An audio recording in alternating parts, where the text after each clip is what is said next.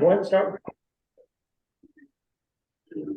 Call the order of the Louisville City Council regular meeting Tuesday, April 4th at 7:01. Roll call, please. Mayor Bennett. Here. Councilor Harris. Here. Councilor Weathers. Here. Councilor Murray.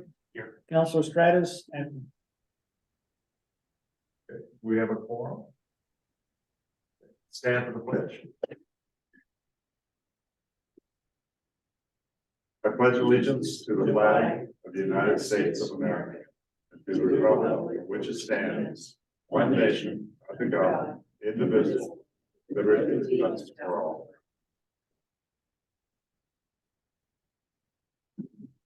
First up, approval of the agenda. Did I see something you want to add for other business? yes, other business discussion on budget calendar. Oh, that's right. Yeah, that's right. I saw the notice already in the paper though, so we'll have to renotice it. That wasn't us. We'll Oh, do I'm sorry, it's the school district. budget calendar. Anything else? Good. Okay, consent agenda. We don't have one. Public comments. We have public. Okay, go ahead. He Don't bear with me. I can't argue with that. Council comments, if anybody. Okay, we're going on. I saw, Mr. Baker was on. He doesn't have any, public works. He's just here for backup. Correct. So we're down to new business. Follow-up discussion on the water parks, SDCs. Mr. Call, I saw your letter that you sent out, yesterday, today, later on, whatever. And, if you want to introduce this and, discuss your letter that came out, kind of in support of that, or you want to do that later, you can, whichever way you'll do it, but it's your floor right now. All right, thank you, Mayor. Good evening, everybody. This is a follow-up discussion on the system development charge updates for the water and park system. We've had several conversations now with the council and the city engineer on this project of updating the SDCs based on our recently adopted parks and water master plans. Based on the feedback from the last council meeting where we talked about this, the city engineer, Max, and I are prepared to discuss the prioritization that the council wanted to see tonight. The city engineer has also compiled some information in a memo to the council on grants and loans that are available. The council was interested in weighing the possibility of future grant funding. And that possibility might affect the council's decision to include certain projects or not. I also have a spreadsheet that I forwarded to the council with some scenarios as an example that we can work through tonight as we get into the discussion. But for now, I'll turn it over to City Engineer Matt Wadlington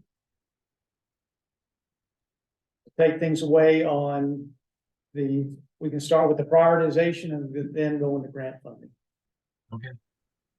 Thank you, Jeremy. Hello, Mayor and Council.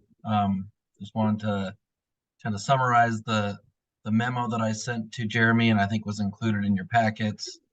I went through the water master plan, identified the projects that were SDC eligible and tried to prioritize those, give you an idea of which ones I thought should be on the top of the list in terms of funding, and which ones could slide if that's the wish of the council. The top one on the list is the water treatment plant. I know that at this point in the summers, Max is pretty much maxing that thing out, trying to get it producing as much water as the city is using. I know he's made some strides in the last year, being able to produce a little bit more, but it's still right at that level where you're close to being able to create just what you're using. Ideally, you'd want a water treatment plant to be able to make enough water to to feed the city in about an 8-hour period. So the staff can come in there, turn the water plant on, run it, and turn it off at the end of the day. You have enough water. So it's about a third the capacity of what it really should be. The second thing is that booster pump station. Without that, there can be no development in the primary UGB area up on the side of the hill on the east side of the city. That booster pump station does not necessarily need a reservoir to go along with it. You can design those so that they can pump into the system and provide pressure themselves. And so I would rate that above a new reservoir. The new reservoir being next, just because you're already pushing the limits of how much water storage you have in an emergency or fire flow. You should be having a little bit more storage than you do now. And with development, you're going to need more than that. So,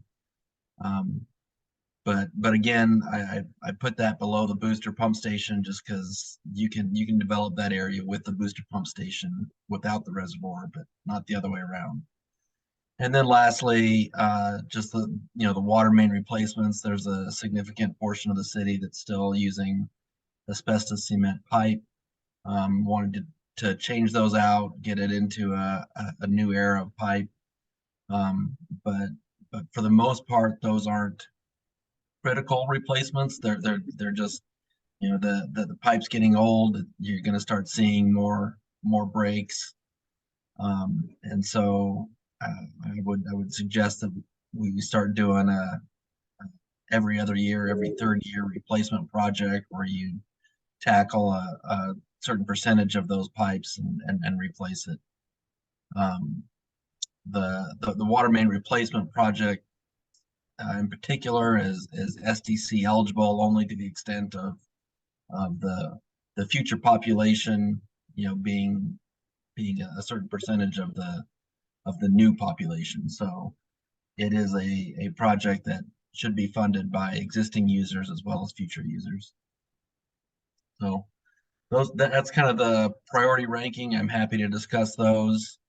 Let me know if you want to do that now. Otherwise, I'll kind of roll into the funding sources. Any questions or comments about that? I had one when you mentioned about the booster pump and going up the hill. How far can we go up the hill now? I know there's 880 was the big number, I think, in the past or something like that, or are we below that right now for what we can do? How far we can go up the hill for new residential development up there? Yeah, I think the magic number, and Max, correct me if I'm wrong, it's what was it, is it 880 or 885? yeah, and so that was kind of the limiting factor in both of the new developments that have recently happened. They went up to the hill to they got to that elevation, and that's where those stopped. A booster station is going to be required to get anywhere above that elevation. To go above that, okay. So what we have right now, basically going around the hill from the top of the towers up there around the hill, we can pump to that. Is what's below the basic base of the towers, basically. Is that correct? Yeah, I mean the towers, the water level in the towers is such that it provides the minimum water pressure at that 880 elevation. So the water level in the towers is probably 930 feet, and that makes the elevation 20 psi at that critical elevation. Now there is a small booster pump station, I think, and a little small tank higher up on the hill, but I'm kind of discounting those as not really relevant for future development. What would that pump station be? Max, do you have a clue? Yeah, it's directly north of the current reservoirs, about 1,200 feet north of that, right on the city limits.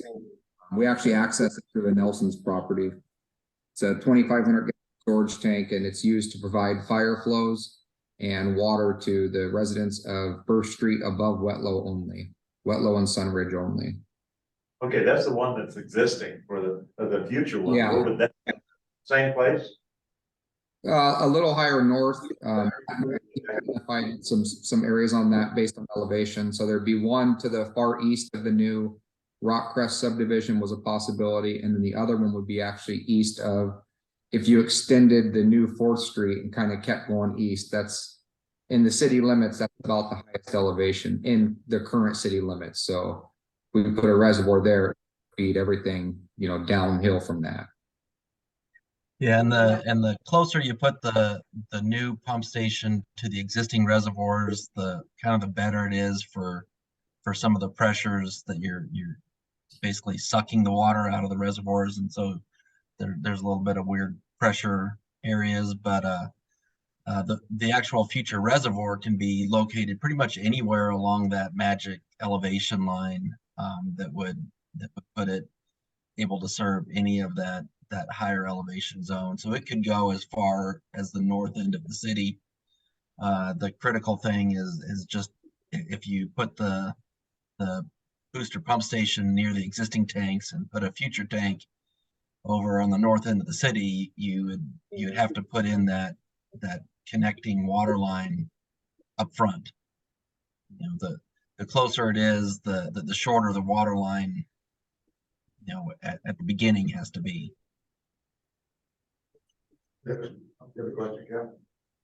No, I think he answered it. Thanks. What's the water pressure like in Rockcrest over there compared to closer to the towers or downtown? Are you at a lower water pressure already? Or is it all about the same? Did you say Rockcrest, Don? Yeah, the water pressure for you, is it the same for you as it say for myself? No, I have a private booster pump. I'm actually right at 885. I'm 892 at my front doorstep. So I actually suck the water from the main to feed my house, and 3 other customers up here do. And then, but the people on the main part of Rockcrest to the far east, they're right at the minimum for plumbing code. So they like to see above 20, but they prefer 40, and they are just barely in between that window without a booster fed off of the city. Yep. 40 PSI? Their lowest one is 31.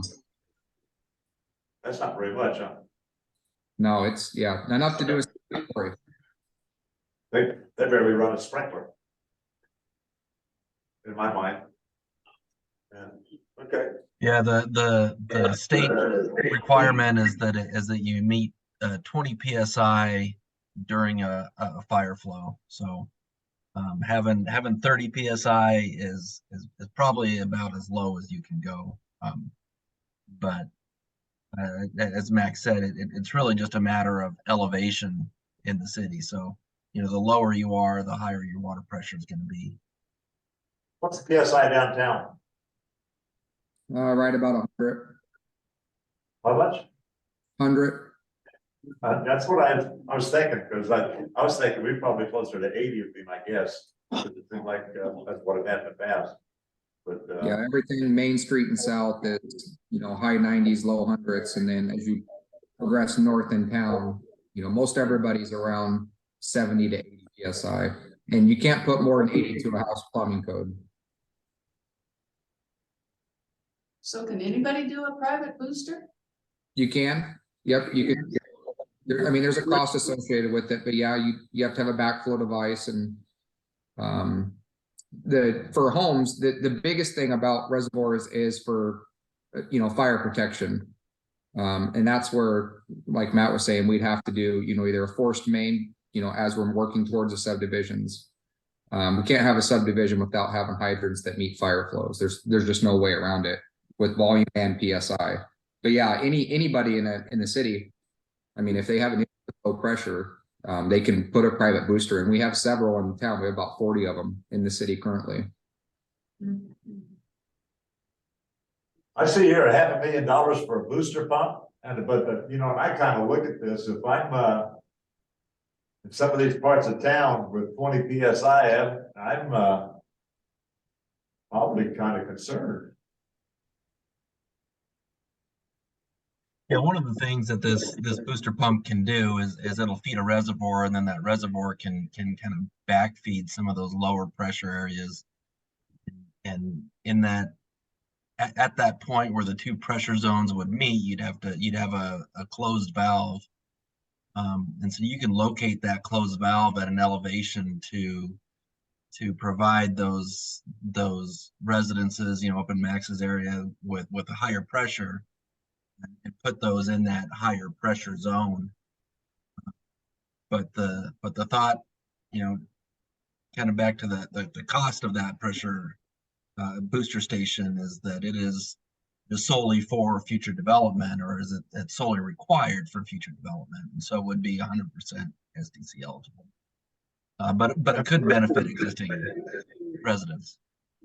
And from looking at your graph here, I see that if we put a booster station in, that would be the city's full bill. There's no grant funding for booster stations.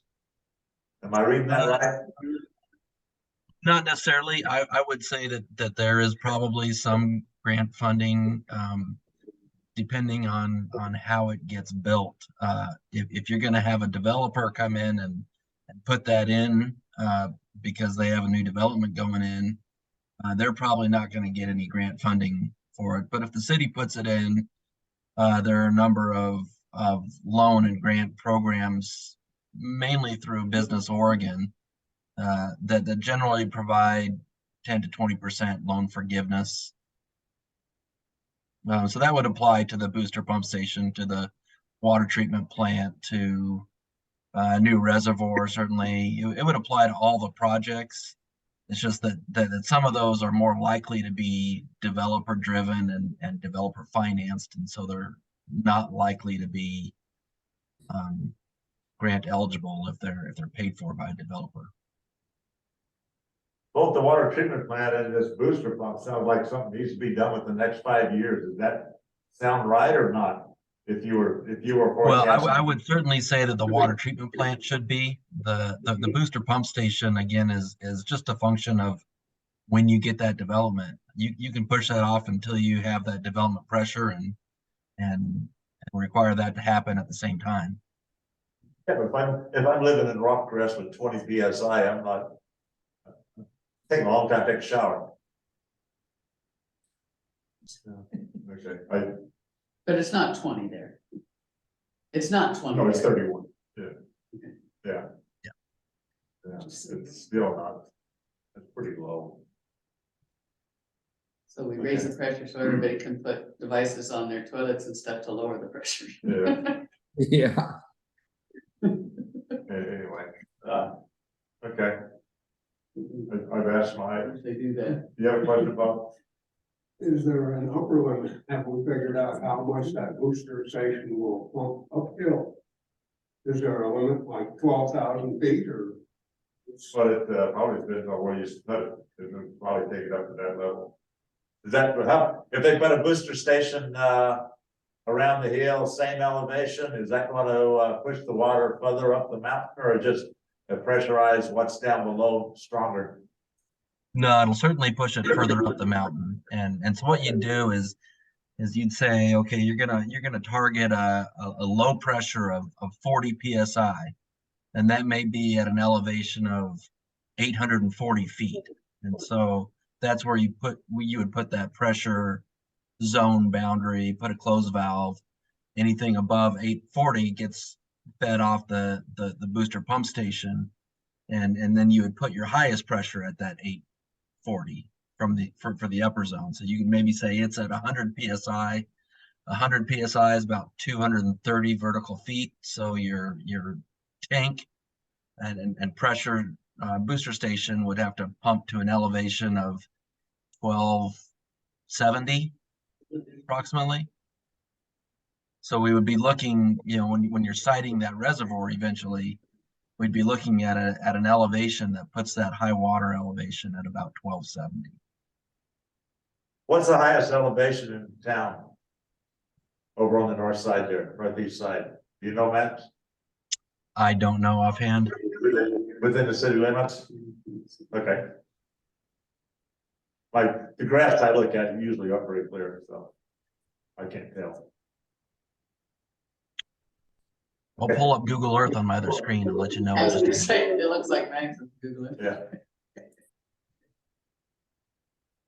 I think it's a little bit higher than that. I think there are some few corners of the city that are even outside of that zone, but I think the majority of it is underneath that elevation.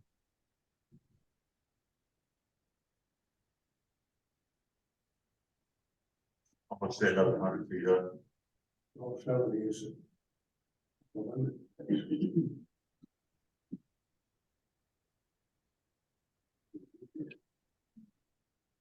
Any questions for him? Just call it, is there anything you want to clarify with him or that we're not seeing? Because this is big numbers we're talking about. No, let's go ahead and talk about the grant funding, Matt. Okay. Just FYI, I'm looking at Google Earth. It looks like the highest elevation is about 1240. That Within the city neighborhood, as limits? accurate as Google Earth is. So Wow. so again, I kind of discussed it previously, but the Business Oregon is the primary source of infrastructure funding for cities your size in Oregon. Rural development or the Department of Agriculture, rural development has some programs, but they're generally geared more towards low income cities, and we've asked about those, and the city doesn't fit those requirements, or at least they didn't last time we asked. I think it's a year or so ago.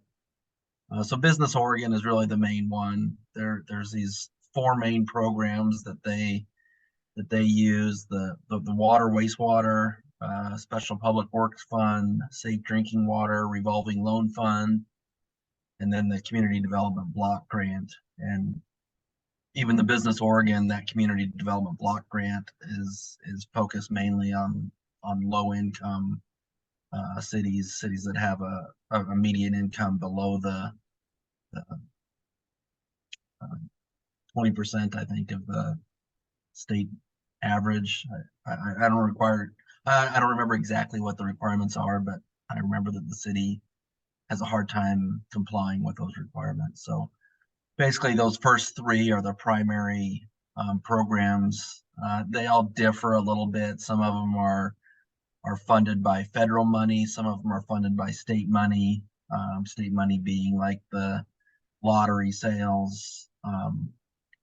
Federal money, some of that's coming through the ARPA program. They generally all have a forgivable loan portion. It varies depending on need and what they actually have available. So, I can't tell you at this point what you'd qualify for. But they do a one-stop meeting where you go in and tell them what the project is, and they sit down and look at all the programs. Generally, I've seen those loan forgiveness or grant at between 10 and 20%. I have heard some stories recently about those numbers reaching up to 50%. I don't know if that's a function of need or a function of they have extra money in the program. So we just have to ask those questions when it comes time to look at a project. But I think it's safe to say you would get 10 to 20% as a grant or loan forgiveness. And then next page, Jeremy just talks about the USDA programs. Again, they're geared more towards financially distressed communities. USDA money also comes with a lot higher environmental requirements. You have to do an environmental report, which is generally a $80,000 to $100,000 cost just to get their money. So sometimes if they give you a $100,000 grant, it's not even worth it to take it because it costs more to take it than it's giving you. But if they're going to give you millions of dollars, it's obviously worth it.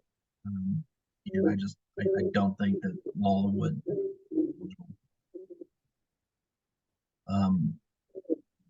Other funding options are bonds. I'm sure you guys know how bonds work. There's a couple different types. General obligation bonds where the city isn't, those bonds aren't secured by the assets, so you basically be taxing residents to cover those bonds, and then revenue bonds, which are backed by the water fund. So you'd perhaps raise your water rate to repay those revenue bonds. And then lastly are government appropriations. This is kind of a big thing lately, especially with a lot of the ARPA money floating around, is reaching out to your local senators, congressmen, and trying to get them to kind of earmark some funds for the city for these different projects. It's just a matter of making the case to the right parties and getting on those lists. I can't say I'm an expert in how that works and what to do, but that is an option. So that's kind of what I have for funding options.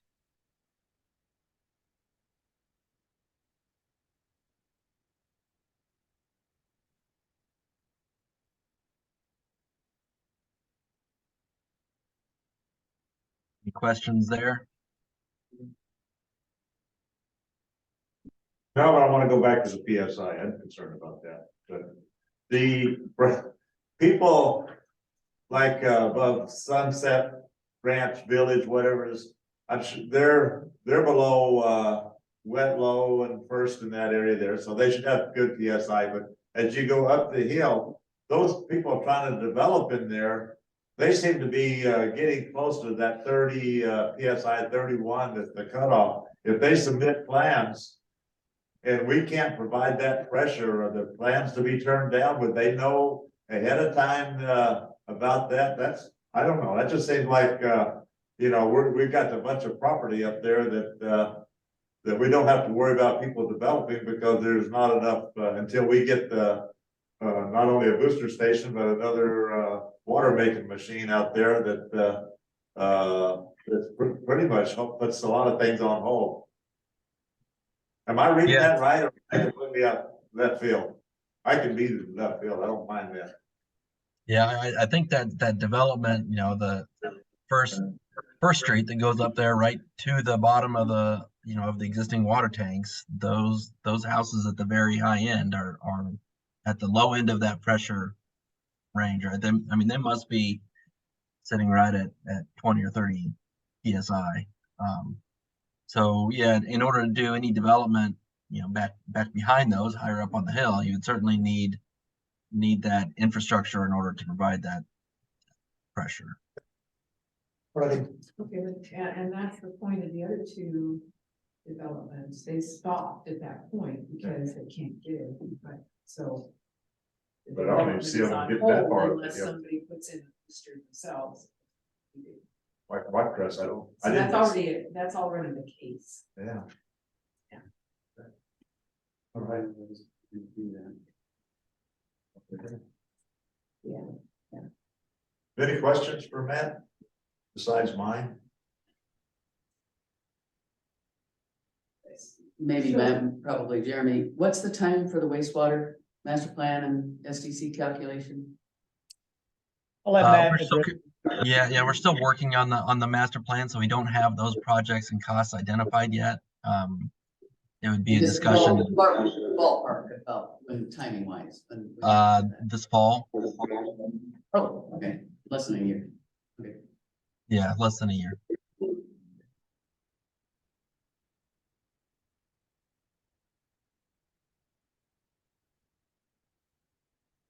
Okay. I don't see anything else anybody wants to ask. We can move on to You can stick around or, Well, Mayor, I'm asking for council direction tonight on what you would like to target for SDC rates, so we can prepare a resolution and get this firmed up. So along those lines, I have a spreadsheet with some that allows us to go through some scenarios where we can see, for instance, with the new water treatment plant,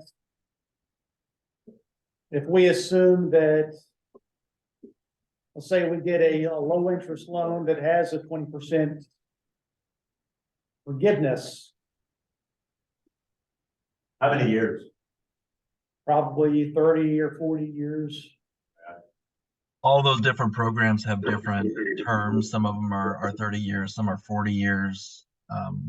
So it would just be a function of whatever the best deal at the time is, I think. Like, there's still gonna be 400 to 600 homes, so 4 to 6, so about 500 homes gonna have a bunch less that's already on water, stuff like that, will be paying into it. You know, you still have to divide that premium among all those people with fees and water rates and stuff like that, so. Well, that's what this would do, is it would divide that into those SDCs. You know,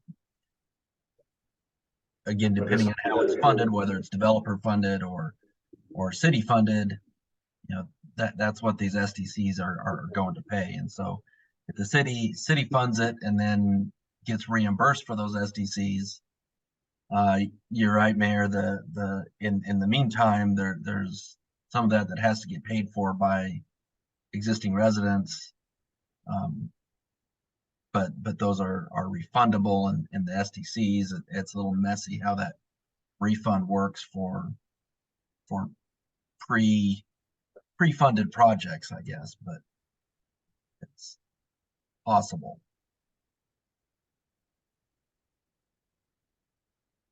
Well, I'm for, going for what's in the water plan for the SDC rate. I know that probably isn't popular, but I saw your letter come out today about less items and going at an intermediate SDC. You want to discuss that at this point? But if you're asking for what numbers we're looking at, I think that needs to be considered. Are you referring about the email that I sent earlier today? So that's what this spreadsheet is. Oh, is that what that is? That's what Okay. this spreadsheet is. Okay, so that spreadsheet came with that new set of numbers instead of 14, 1500, 1100, whatever it was. So on column A right here, this scenario shows that 80% of the water treatment plant would be covered by SDCs. Right. If I change it to 100, you can see it bumps up this number right here. Or right here. So it goes from 93.81 to 88.75. Same thing with the reservoir. Let's say we get another loan, 20% forgiven.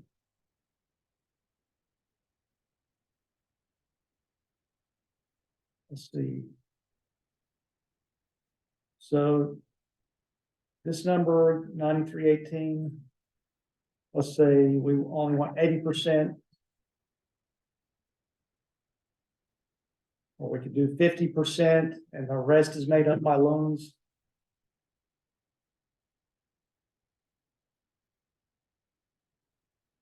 The booster pump station, that's 100% future users, so I'm assuming 100%. Water main replacements, we could take that out, and that makes it go down by half. You see, it goes from 82.10. How would we pay for what? To 45.95. Well, and what was, I didn't have a chance to dig back into the old stuff. Matt, what was that water mains replacement? Wasn't that over 50 years or 20 years? 40 or whatever. I don't recall. And I think 50,000. the water main replacement was over 20 years. The SRAMP backbone, that was the 50-year requirement. But the water main replacement is mostly just a function of trying to get rid of the AC pipe in the city. Reduce the INI, all that kind of stuff. Well, the INI is mostly a sewer issue. Oh.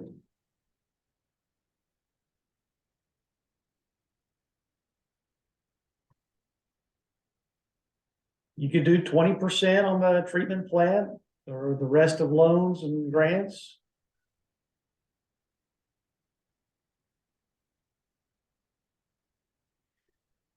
I'm with the mayor and I support this. Hearing that we're already at capacity for what we can produce with our water makes me concerned. One question that Maureen has brought up that I'm still not clear the answer on. If we pass this SDC rates and then we get a grant better than we were hoping, what does that do to the rates we've set? If we're getting, It doesn't do anything unless the council goes back and adjusts them. We're always gonna be short of probably the funding, fully funded, I think the SDCs is not gonna cover the full amount of a loan for whatever we wanna do. There's still gonna fall, some are gonna fall back on the town to come, the center of the city to make up the difference. But when he's talking $10 million, there's for the whole projects and everything to be done. The most we would be 3.5 million, so we're 6.5 short. So if we start taking things out, yeah, we can save, but we can't take 6.5 out and still do what needs to be done. it was more meant, if we base these on certain assumptions and those assumptions change, is it easy to go back in and edit these going forward from that point? And as long as that's true, I don't have any concerns, because these sound like legitimate needs. It's just a resolution, but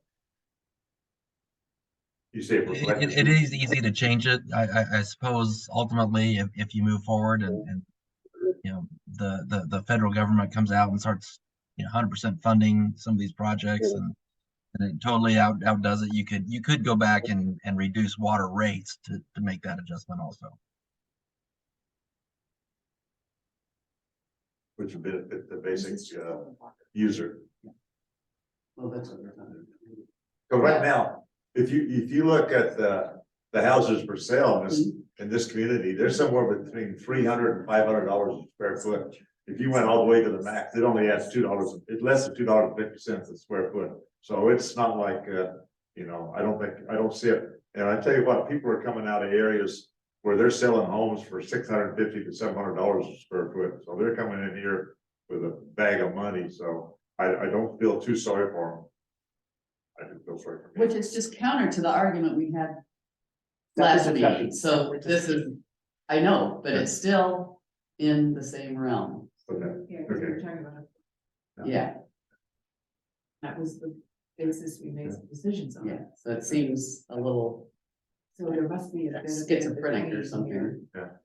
Because we no longer have this area no longer has affordable homes for the starter homes, the low income people, stuff like that. It's just, we've priced out of that.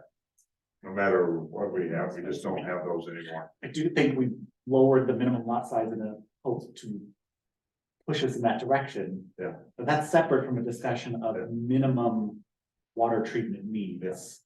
No, I agree, the smaller lot size, But we're talking about future growth, yeah, the smaller lot, yeah. And minimum needs. And because that- if you're gonna, I'm sorry. as Matt said, if we're already running the water treatment plant 24 hours a day at certain times of the year, when we should be aiming for 8, we already have an existing problem without growth.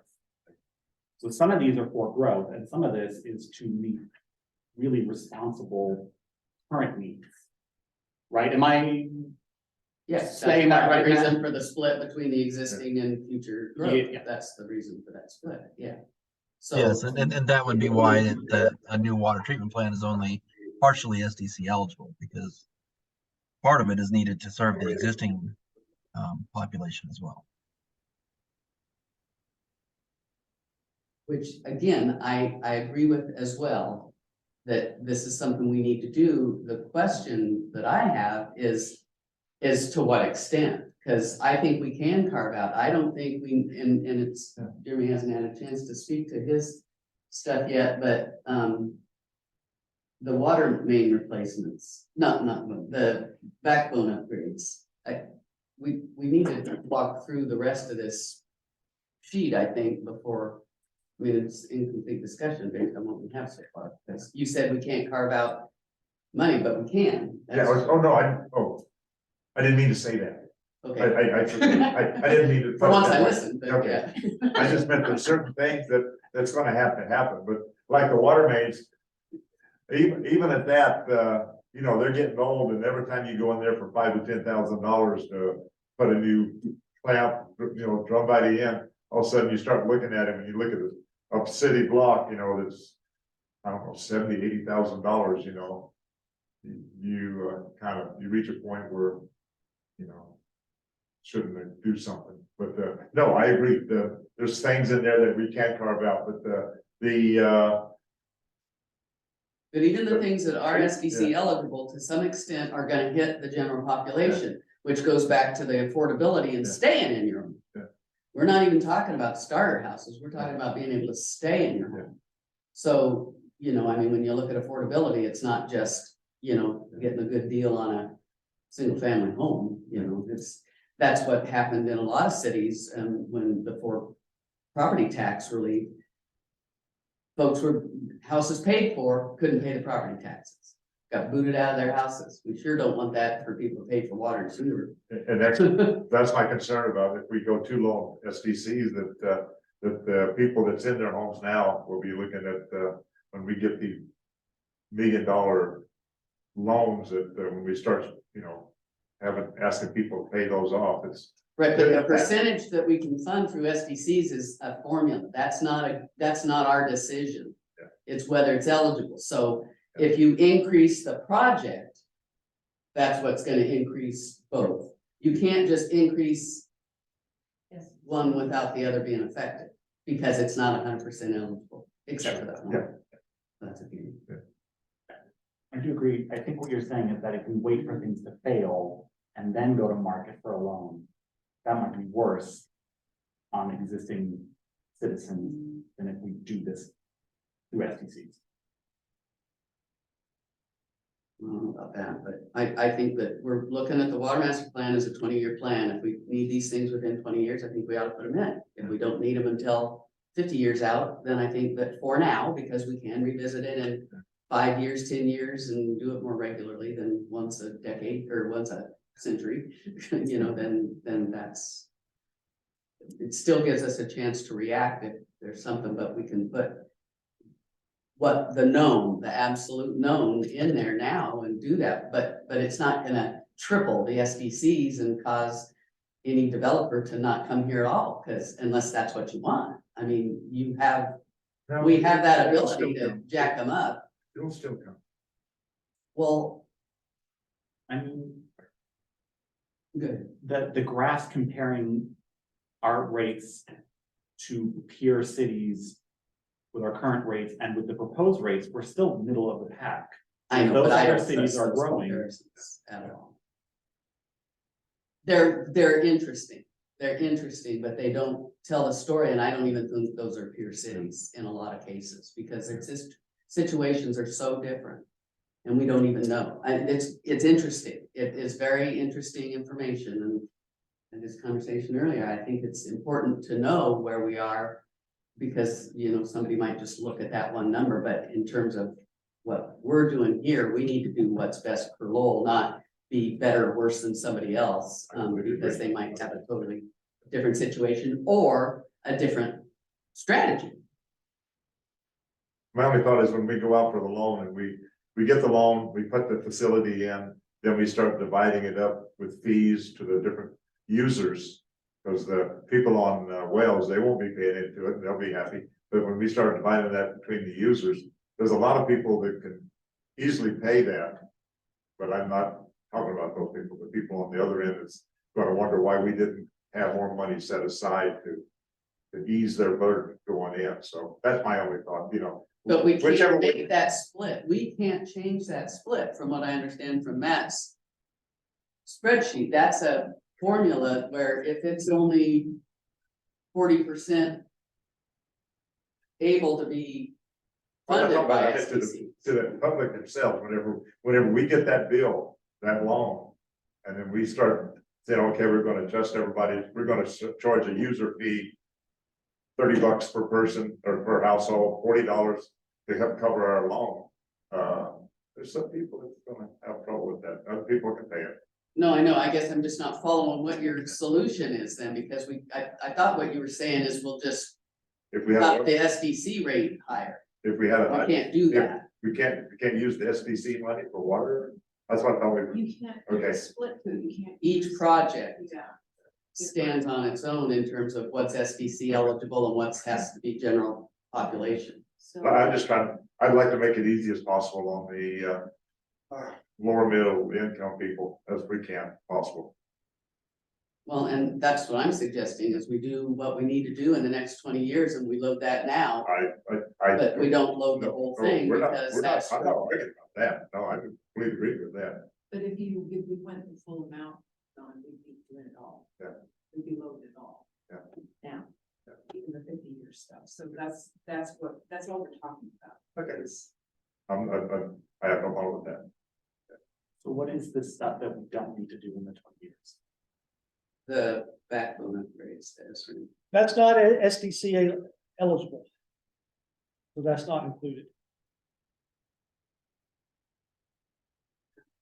The only things impacting that cost are the top four. Correct.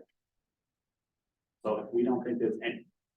That's what I keep coming back to. I'm not, I don't know what I can see in that we wouldn't be prudent in working on now. Maybe the pump station, if we're fine with that, but that is such a low amount. Different percentage of this, that's what the change. Yeah.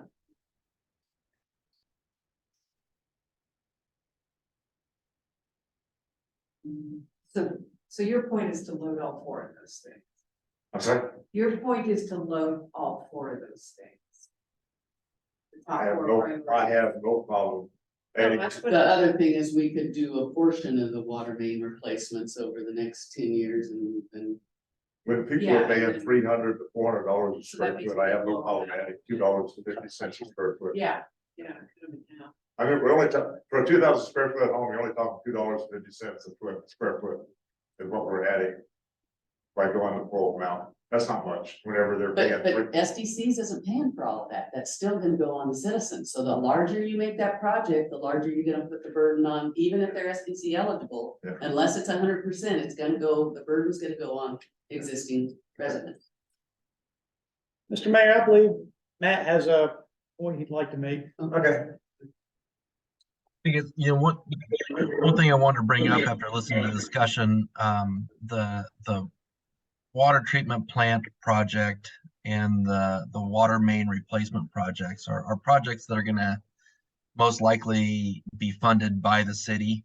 And those are the projects that are most eligible for grant or loan forgiveness assistance. And so going along with Jeremy's spreadsheet there of kind of assuming that you might get 20% loan forgiveness, I would recommend that you put it in for those two projects at least, because those are projects that the city's gonna do, whether or not they're to the benefit of future populations. Those are still projects that the city's gonna go after and fund one way or the other. They're gonna use their SDC funds, or they're gonna use city funds to do it. Those are definitely city projects. The other ones, the booster pump station and the reservoir, both, like I said before, could be funded by, directly by a developer. And so it might not be prudent to assume that you're going to get some sort of grant funding for those. So I think if Jeremy plugged in kind of the 80% for those, I don't think you're shortchanging the existing citizens, because you're doing that assuming that you're going to get some grant funding. And then the other thing I wanted to state, I've heard it a couple times, the 50-year build out.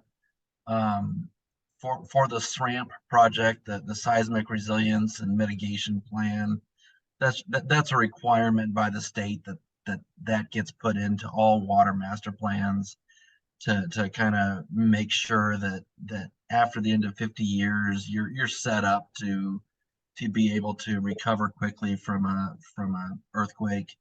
I don't think it doesn't apply, that 50 years doesn't apply to any other project. So everything else is really on a 20-year basis. The seismic stuff, read a lot about buildings and things, and it's unlikely that small cities are gonna be able to afford, or even large cities, the extent of this seismic. So that's another reason why I'm not sure about loading that into here and start charging for it day one, is because they've gotta provide some assistance. I mean, they just have to. If you're gonna put mandates out there like that, I mean, it's gonna sink cities if they had to Can't fund it. fund the whole burden on a loan or rate increases and, I completely agree with that. so. I don't disagree. It's also, we've identified that as not SDC eligible, so it's not in the number currently. Right, I see that.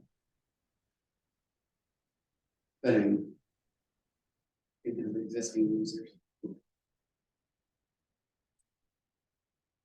What kind of number are we coming up with there? It's still the 9824. 75 compared to 9824. Right now, I have all 4 projects, assuming that we're going with the 100% calculated SDC rate. So with the water treatment plant, do we want to knock that down to 80%? You did. You did on, But he's saying with this number right now, yeah. So we can play with it. Even though we already did it here, Right, so. yeah, So I think the 80 80% for is both of good those. for both of those. All right. So right now, full amount, 98.24. I'm gonna go down to 80. That brings it to 93.18.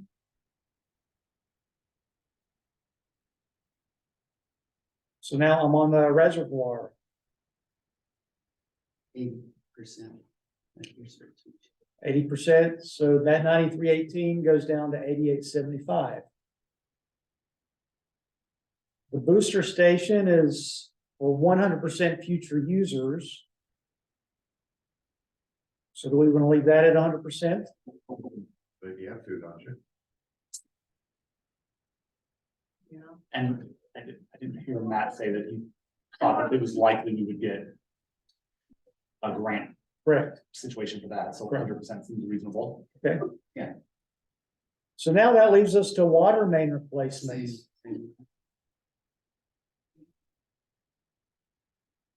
So if we want to do, say, half of future growth will be paid for by SDCs, that 88.75 goes down to 70.68. I'd be comfortable with this because we're making food upgrades, but not trying to shoot for the moon. Right. That's that. Say that again, Jeremy. All right, so Are you saying, what are you saying the other 50% is gonna be paid by? Not saying we just, it would have to be pay as you go, or it would have to be Okay, loans. that's what I wanted to make sure. Water mains. Well, We're we just- could. yeah, we didn't spread change out the number, but we're, Yeah, I was thinking. I see what you're saying. Yeah. It's the It's algebra, magic, we got. inconsistent use of the formulas here. Yeah.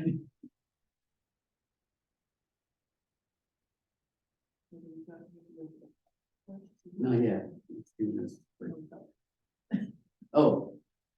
Well, did we agree on 50%? We just threw that up there just a second ago, did we? Because the idea Here, with here. that, the idea with that is that we spread that out. Yeah. Do 50% now over some period of time. That's what and is we can our- decide. What is our current water SDC? That's what I was trying to look up. I think it's, 4,900, something like that. I want to say it's closer to like 30. I'm trying to find it, Jeremy. We were just working on it.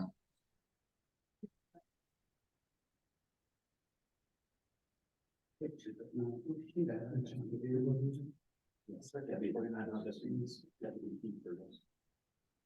definitely had that in the past packet. We definitely had that in the past packet. Yeah, it's about That's what I was looking 4,900. at, and 4,900? If you look on the bar graph, I thought it was about 4,900. So we've gone up to what? I'm 7,000. sorry, I can't. Gone up to 7,000, and that's a new water treatment Right. plant, Right. reservoir, But that's some main replacement. still better than- so 4,900 to 7068. or my mistake. by changing that to 50. Correct. 5,000, 7,000, basically. Jeremy, can I make a comment? Go ahead. So on the reservoir, back to your spreadsheet there. I think, you know, for the two middle ones, you know, that one and the 500, I think you should leave those at 100.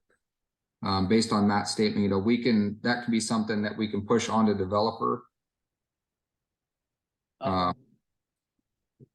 You know, that was one of the ones Matt's talking about. So like the booster pump, you know, even though it's not eligible, we can say, okay, well, this is going to benefit them, you know, like we did with the 3-phase on 4th Street. I mean, I would think the same thing on the reservoir, right? Was that what you were getting at, Matt, on those two? Maybe leave those at 100. They're not probably a very small chance of getting any funding for that. Yeah, it's just, you know, depending on how those things get built, whether they're built with a development, in which case the developer is funding it and the city's not likely to get any grant or forgivable loans.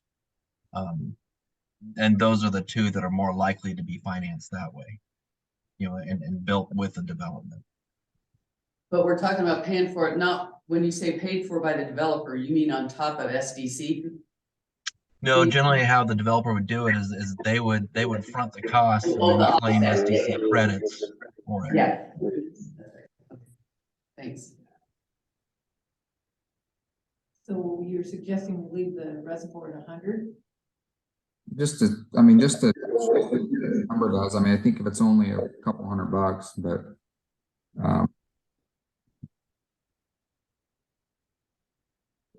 Jeremy? All right. That would leave us, we would go from the 70s, well, we are 7068 to 7,511.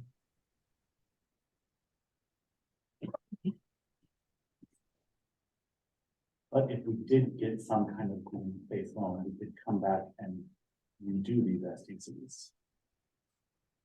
Well, I don't know how that works, Matt, when we've been in the past and I'm not talking about a typical grant that you apply for, I'm talking about when the feds come out with their money, because we've benefited from that several times here. That's totally unexpected. I don't know how this all works then, but the key is always to be ready with projects, right? So that if money comes available, so if we have a project that says we're already gonna put it all on the citizens or vice versa, put it all on the developers, then would we even be eligible to pay for that with some Fed money, because it would be covered? Yeah, that's a good question. I'm not sure. I think for a project that is for the benefit of a development and for benefit of developers, I'm not sure that it would be applicable for those sorts of grant monies that come out. Generally, like the ARPA money that came out a couple of years ago, those went for city projects that would be more applicable, like for the you know, the water main replacement projects, the Yeah. water treatment plant projects that are needed to benefit the existing community. I would be surprised if you would get any of those grant programs excited about funding development to the benefit of a developer. I mean, I think they As would. it should be. As it should be, yeah. It's fair. But So, you yeah. could take. So you can't just load up one side without having an effect on the other. So that's the balancing act.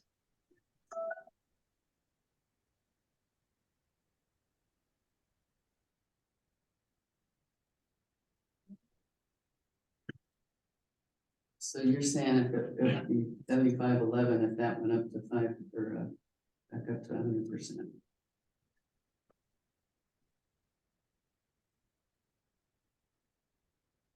Correct.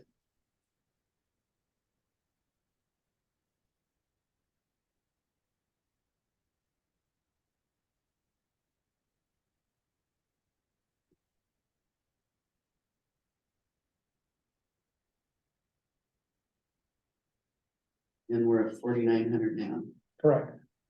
but increase, what percent increase is that? That's just water.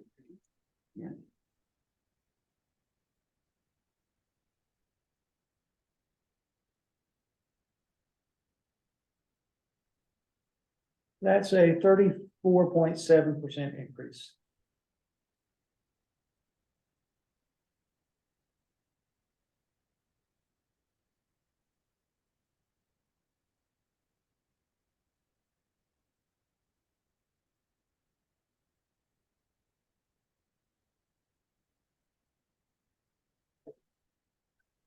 Well, again, if we. I don't know. Plays out. Nobody does. Whether the feds will come up with money or state, the states. Surpluses. Oof. We just don't. Yeah. We don't know, we don't know. God, it's based on This something. is a shot in the dark from that.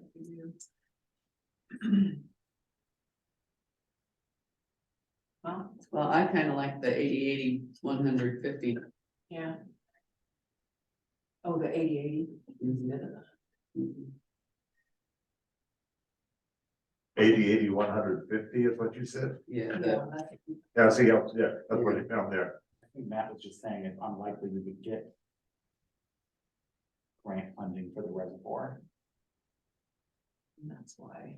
We bumped it back to 100.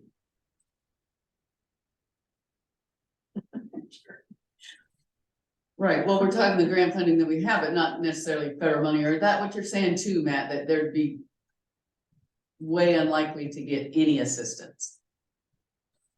No, Right. I don't think you'd be unlikely to get any assistance. Again, it's just a matter of how it gets developed. Again, if a private company comes in and builds it and then wants credits, they're not going to have any grants. If the city builds it, and uses SDC money to build it, then you're likely to get a portion of that as grants.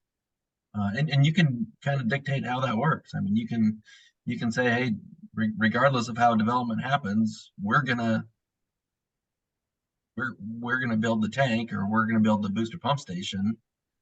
Which we do. If And we knew hopefully that there was there's money a, to- you're gonna use that SCC money to do it, and hopefully be eligible for grants. So drop it back to 80, better number. That goes from a 34 to 30% increase. Okay, no. But we haven't. And we haven't raised them since 2004. Yes. So. So this is what we were criticizing. Sandra. I was gonna say. I was gonna say. You know, and And that's. another thing I'd add is that, a lot of cities are doing. So 30, yeah. Okay with that. Yeah. That looks good. You want to scroll up to parks? And then not let us go ever that long again. Well, we won't have to build new water treatment plants hopefully every 20 years. Well, so, and we're running out of ground. So, All right, what I have in here with parks is assuming Rolling Rock Park is 100% grant in the future and a scaled down project. Railroad corridor, I took that out. There doesn't seem to be a huge community demand for that. Yeah. The Paul Fisher Park improvements, I'm assuming we can do at least 50% grant funded. The Paul Fisher Park replacements, I have that at 100% SDC funded because the cost isn't that high. Cannon Street Festival, you know, we can do whatever we want with that. If we take it down to zero, Make it the same as the Rolling Rock park improvements. Since it's. sure. Yeah. And then the last three items are items that we would expect, to go 100% towards a new development. So I have those loaded at 100%. And that results in a Parks SDC of $1,004.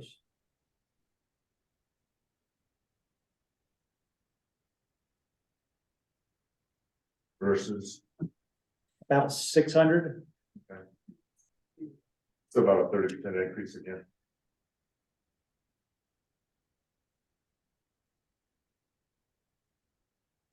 Jeremy, is the parks at 600? I thought it was a little higher than that currently.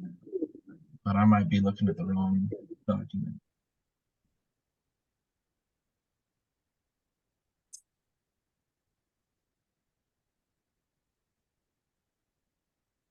You off the top of your head, Max?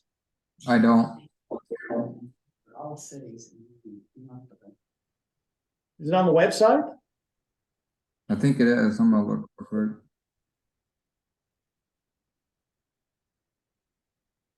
There you go. Bingo. Park, okay, here we go, 985. That's what the current is, The current is 985. so you was figuring it would be less.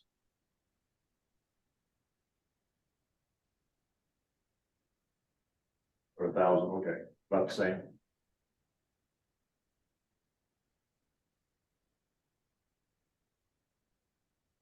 So basically no change.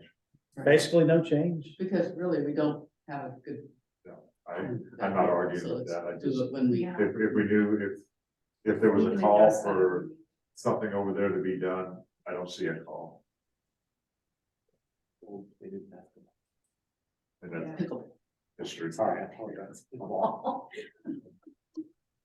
It's just do pickleball and basketball. So it's very new. So does the council want to make any changes to this or leave it as here for basically no change in Parks SDC? Being where we are with these projects, I think this is. Yeah, I do too. I think it's good. Realistic. Okay. Yeah, I appreciate what you, the thought you put in there. I Yeah. think- This has been helpful. Great, great. So I'll prepare a resolution that has these figures in here and the projects listed at these amounts. For a total of 8,071 for park and water SDCs for future development. Is that which direction the council would like to go? Okay. All right, That was easy. But good more. One I That's, you're funny. they got quiet. I didn't Funny know what boy. to Many, no, this has been good. At least we can feel like we really. say. It's, thought through it. I'll assume Tim did not share anything in advance that was wildly different than this. I haven't heard anything from Tim. Thank you so much, Matt. Yeah. Thank you, Matt. appreciate it. You're welcome. Thank you all. Have a good evening. Thank you, Matt. Thank you, Max. Good night. Next up on, page 27 is the, franchise with Santa Pack. How do you want to kick this off? When you get there? No rush.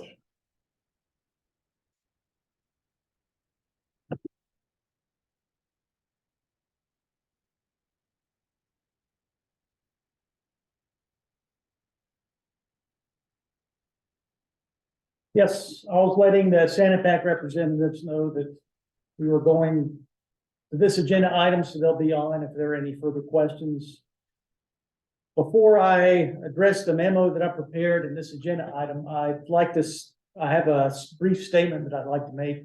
I don't believe I explained, for the sake of the public, the importance of this item. Garbage collection is a public health and it's a public safety issue. Right now, we have a garbage hauler operating in the city without any city regulation. So if they were to pick up and leave, if they were to increase rates exponentially, if they were to decrease service levels or have poor service, we have no authority over that, no ability to regulate that. And I believe it's in the city's benefit for us to have a secure garbage hauler service. And that's what this franchise agreement would do. It would give us regulatory authority over the garbage hauler. It would lock us into a 10-year security where we would have assurance of somebody coming out and having a certain level of service level. It would give me the authority, if I so desire, to go to their facility, inspect their trucks and open up their books. So I don't believe Knock yourself out. it's in there, it's in there. I don't anticipate doing that, but I could. And it gives us some legal remedies if they don't live up to their end of the bargain. Right now, we don't have to. And it leaves us vulnerable. I know there's a franchise fee in there and there was some discussion about that. That is to cover our administrative costs. Now that we are regulating an entity and having some oversight over it, that requires city resources. And I believe that amount is reasonable from now over the next 10 years to offset those costs instead of the city absorbing those costs. Also, the services provided to the city are something that that's typically included in franchise negotiations. And the services that they are prepared to provide would be provided on a donated basis. So those are not costs that would be passed along with the customers. Those are costs that they would donate to the city. So I want the public to be aware of that. Now, turning to my memo, Sanapak invited city staff to their offices last week. The mayor accompanied me and we went through their individual account data based on customer, what service they provided. And their rates that they're proposing are based on a simple formula, just based on a straight average. So for whatever service you're getting, they're taking the average across all customers, multiplying it by this year's CPI, adding in an amount to wrap in the franchise agreement, franchise fee, and that's it. And by going to their offices, we were able to see that in detail. And so that's the, what's the word? The part that's not open to the public, but when you say average, that's relative to the costs that you have at the landfill. Is that right? Like the average customers is a weight that you guys get charged? It's by what Sanapak's billing. What somebody is paying Sanapak on the currently quarterly basis, they average that bill for each customer. Because in the previous discussion, you remember everybody's on a different rate. And that's where this rate standardization comes from. So they're standardizing by average. Correct. Yeah. You have some people paying, they're going to be $17 a month, other people $40 a month. So they're averaging it. Try to. Okay, without regard to what the size of the receptacle is or anything? For each case, For each case. they're average for the 35 gallon, the 65 and for the 95. So you're not paying the same thing, the 35, 65, 95, everybody's paying a different, you're paying No, I get that. for that, and you're paying for the number of times a month you're picking up. So Okay, I was going a different direction. So is that, they're averaging it, they're taking all the 35 gallon and averaging those, all the 65, right? Correct. Is that what I'm understanding? And so it's not straight across, it's according to, According to customer class, customer right, service. okay. But okay, well, go ahead, Jim. That's it. Aaron and Chris are on the line if if there are any questions, I'm asking for the council direction tonight on if we're ready to proceed with the franchise agreement that's before you. If so, then I'll issue the public notices, the legal ads, and get a first reading scheduled for later this month. So Jeremy, if, and I get what you're saying about the administrative costs. If we do use those, then how are we going to offer assistance to some folks? Or weren't we gonna use that franchise money to do Correct. that? Right. Are we still gonna do that, or is there, or what? That's the plan, yes. So you're saying that between the administrative costs and that, the franchise fee is reasonable? I'll put it this way. I mean. If we get let's say $6,000 in franchise fees, and we put half of that towards an assistance program. Okay. And our cost of administering the ordinance is over 3,000, then we'll just have to eat that. Okay. That makes sense. I was just wanting to clear that up. And then, if I remember right, reading through this, there's a plan that Santa Pac's actually gonna get in touch with all the customers and go over their account and, help them figure out if, especially if their account's going way up. Right. And I'd love to turn it over, Mr. Mayor, to Aaron or Chris to talk about their communications plan if you like. Go ahead. Yeah, thank you. Thank you, everyone. So yeah, what we had talked about is we identified everybody that was going to go up by a certain percentage threshold, and ended up being about 100 customers out of the 220 that we're going to just call directly and talk to directly and give them all of the options for service levels. We think that it's possible some people will just want to reduce their service level, that they just had a larger can, but they didn't really need it. And we also offered 2 new rates, which are every other week pickup of the 65-gallon and the 95-gallon cart, which is new, to give that to another option. That way someone can try it out and say, well, maybe I could try every other week, and then they don't need to worry about getting their can switched out. They can just keep their can and try that and see if it works out. And then if people do want to switch back and forth on can sizes, there's no charge to do that as well. But we'll be reaching out to everybody that's in that situation directly to make sure that they have all the options.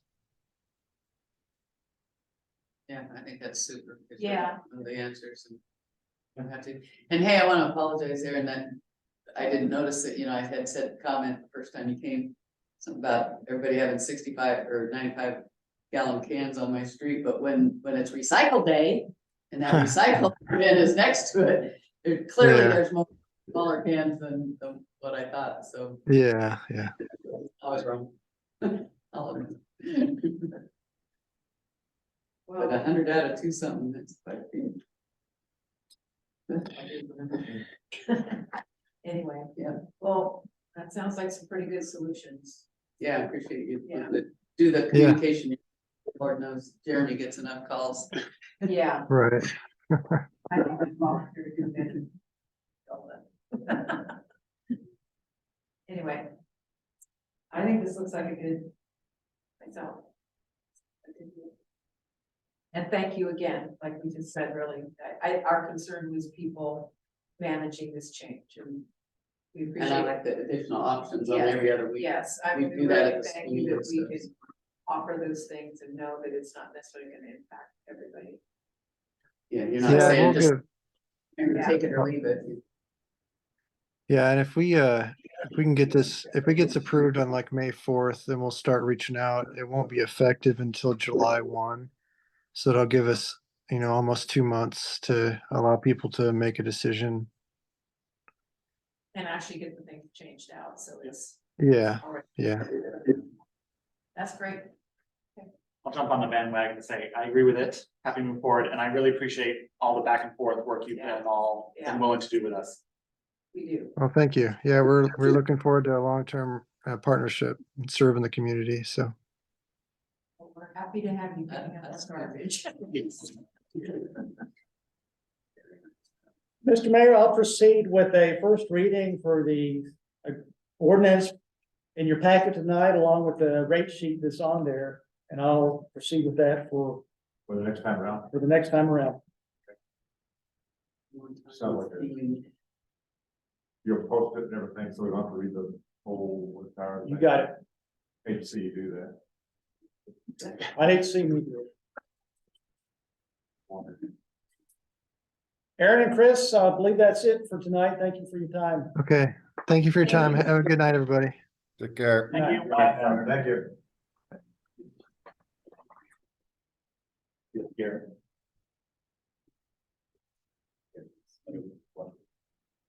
Okay, we have a resolution 799, the next item, number 3, and that's on page 43 of 45, resolution establishing 70 North Pioneer location for City Hall and Maggie Osgood Library. We need a change of address. This is one of those goofy things that I need to have on file so we can have our registration updated with the feds. Nice to get tossed to a softball once in a while. It's So, a super contributor. I was gonna say, one at a time. We're gonna be here till Adopted 9. a resolution 799. Oh, thank you.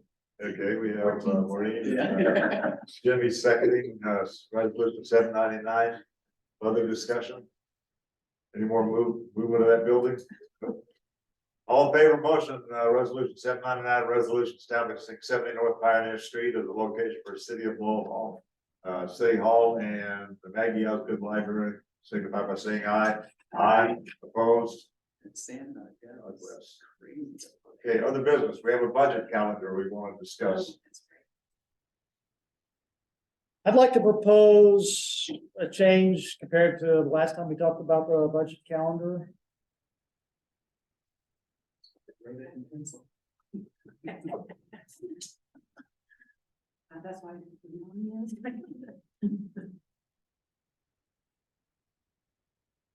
No. Hold on. Calendar doesn't seem to want to come up. I've got it right here, if you want me to read it. I'm sure that'd be good. So he's suggesting Wednesday, May 17th, 2023 at 6 p.m. for the first budget committee meeting and public hearing. Should it be needed, the next would be May 24th, 2023. Second budget continue-ish meeting if we need it. That's only if we need it. And then the Tuesday, June 6th at 7 p.m. would be the public hearing before city council. Tuesday, June 20th, would be at 7 p.m. would be to vote on the budget. So that's 17th, 24th of May, 6th of June, and 20th of June. Did I read right now, there's only 2 people in the budget committee? Correct. Only 2 people besides us. 5 + 2, but pretty down. Well, we're looking. Yeah, I know. Yeah, okay. I just, Can't change those rules. no, whatever, you just Is that used to gonna be get us 9 there? and 10 and, We don't get rid of this? Yes, it's based on a quorum is a majority of the total membership. The total membership is 7, so a quorum will be. So we have to be. We'll get it. I think we, Everybody's good with adjourn. Okay, no, you need Yeah, a, see, June consensus on 6th this, and right? 20th are in our You don't need a motion or anything like that.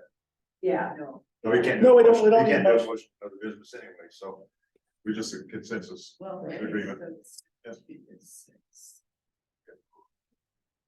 think we're in agreement. okay, I'll push that out to the budget committee members. The extra time will be helpful. Yeah, I've never heard. Yeah. So that's bizarre about your explanation about the audit.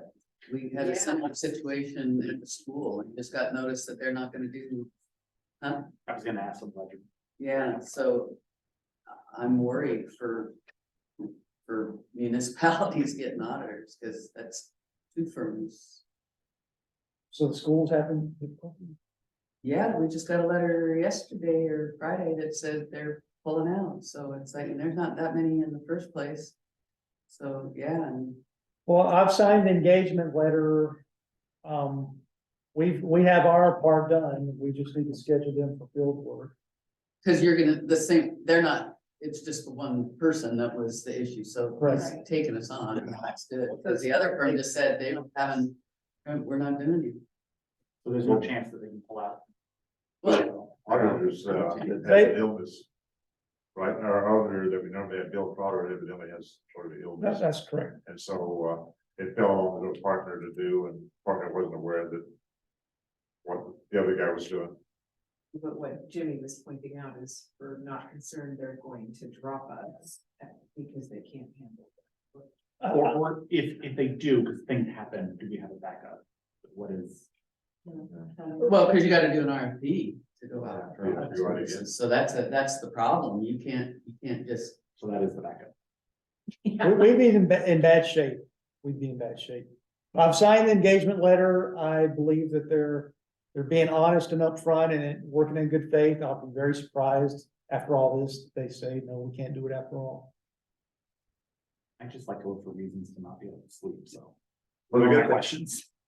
good thing is that they've been through, the audits with these people, not this person, this organization before, so not the understaffing she's dealt with in the past, so when they ever finally, turn to us, look to us, hopefully we'll go fairly quickly with our new system and everything. Before, it was, That would have been horrible. yeah, They would have been. that would have made the guy sick. Yeah. Okay, so, Yeah, good, so I was glad to hear that, because I thought, I've never seen a two extension in an audit unless there was disaster looming, This- so I was this is so a- happy that it, I mean, poor Bill, but, you know. This is new for me. I've never had a complete wrapping up, audit so late. Yeah, it's unusual, but. because I lost track of it because the prior year, he had it done in November, December. Yes. See, we had our final report, I think was Yeah, done they didn't sometime in stop December. That's what we shoot for. Yeah. Yeah, everybody's all on the And same then, you know, schedule. you just, you kind of think back, well, it was, we just did that in December, but no, we missed the whole December. Okay, Jeremy, so these are more things to check on. CDs. It's a great meeting. Sitting in the playground. and Sold our property. Once we get past the budget, I think, Once we get up to 60 degrees. Yeah. That's not true. We Get that around. Gotta get our budget done before the audit's done, that's pretty, Oh, yeah. folks, business goes on. Good for the egg hunt. Public comments, It's a conversation. go ahead. Angel Regan, 62 East Third. I just, for the record, I just want to thank first off Jeremy for moving forward with the tree planting of Paul Fisher. And I'd like to thank all the participants who got involved with the planting as far as the purchase of the trees. I think our goal was 18. I think now we have 16 in there. So we just need a couple more trees. So I just wanted, for the record, I just wanted to thank everybody. And it looks cool. Yeah, it looks It's good. really gonna be nice. Mr. Mayor, I'd like to recognize Paul. This was his baby, his idea, and it's great to see it come to fruition. Right, It looks good, Yeah. really looks good. great. Yes, Rick? Yes, Rick Turner, 551 East First Street, on the Santa Pack.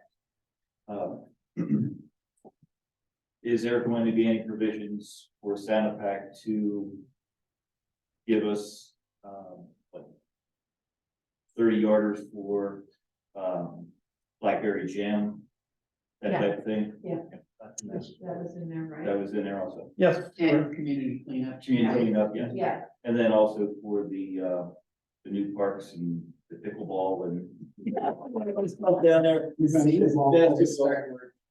Will there be receptacles that they would take care of or we would take care of as a community? If we built those things? Yes. Wow. I didn't say a thing. You are definitely. Is that something that if we get to the point where we're building these facilities, I'm sure Santa Fe would be open to have a conversation about Yeah, it. for sure. They've been generous to us.